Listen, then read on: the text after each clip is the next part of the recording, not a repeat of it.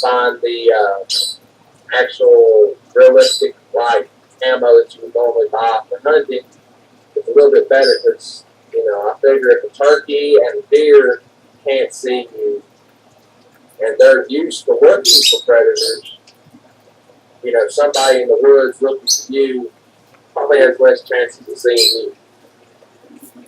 I have 2 bags. These bags have anything around filling from these small bags, whatever, everything. I have some drink mix stuff, some different food items, knife sharpeners, just different things, just little odds and ends that I didn't want just rattling around in my bag, so I put them in these little bags. I got this one, and I got this one.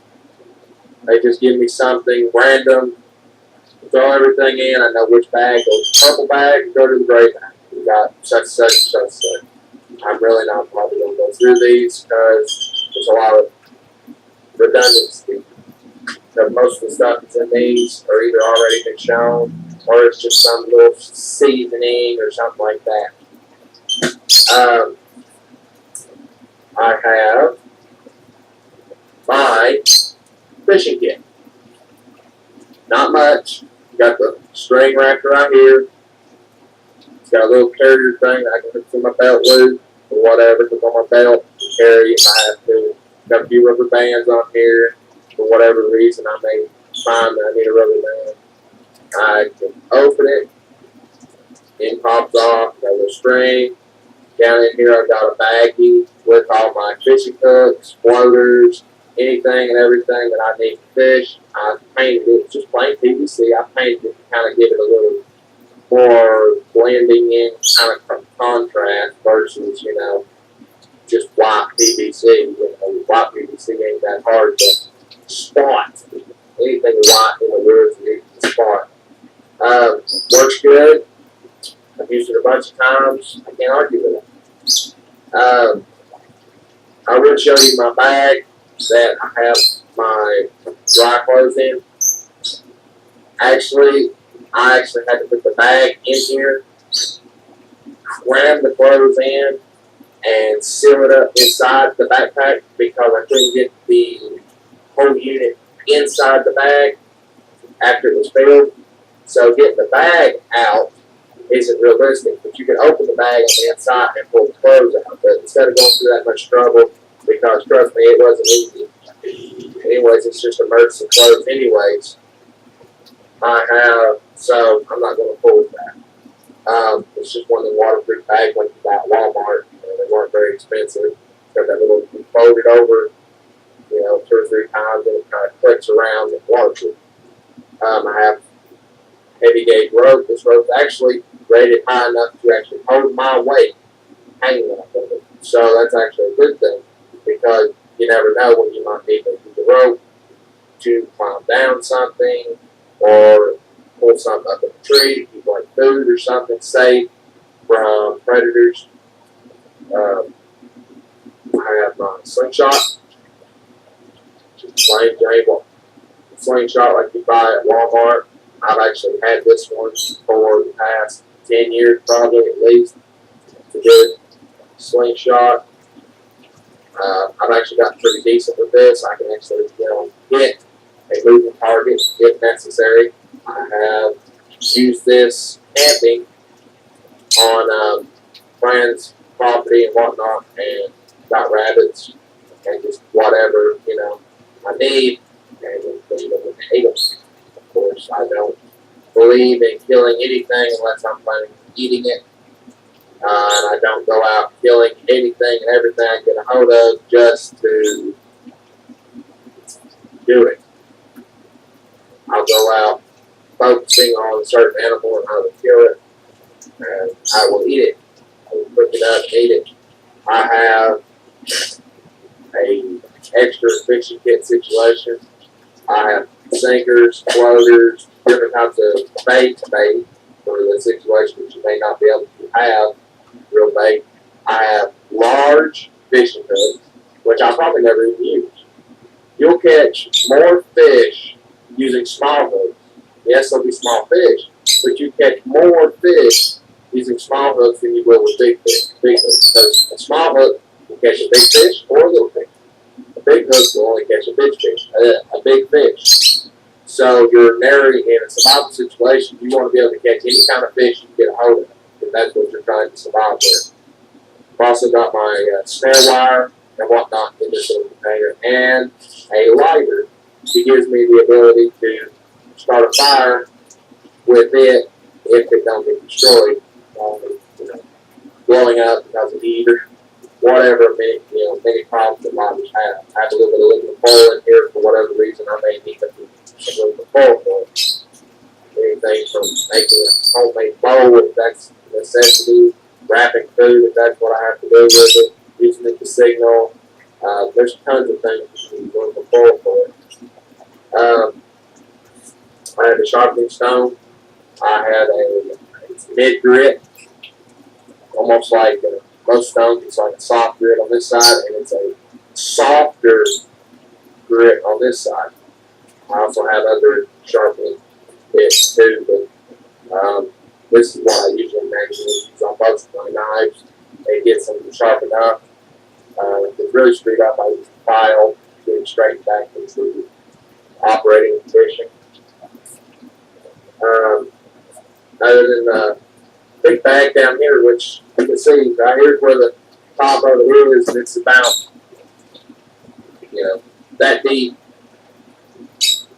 From there down is nothing but my airtight, watertight survival bag with all my dry clothes, and I have prepared a combination of clothes. I have some clothes, some extra, like one or two set pieces of summer clothes, like an extra pair of shorts, an extra t-shirt, and whatnot like that. But mostly what I've got in here is I have winter clothes. Because in a survival situation, if it's hot outside, you can always take off clothes. You can go shirtless if you have to. You can cut a pair of pants and cut them off and go make shorts. Take the socks off. There's all sorts of things you can do to strip down. But when you're in the wild and it's really cold and you ain't got the clothes, you can't put those back on.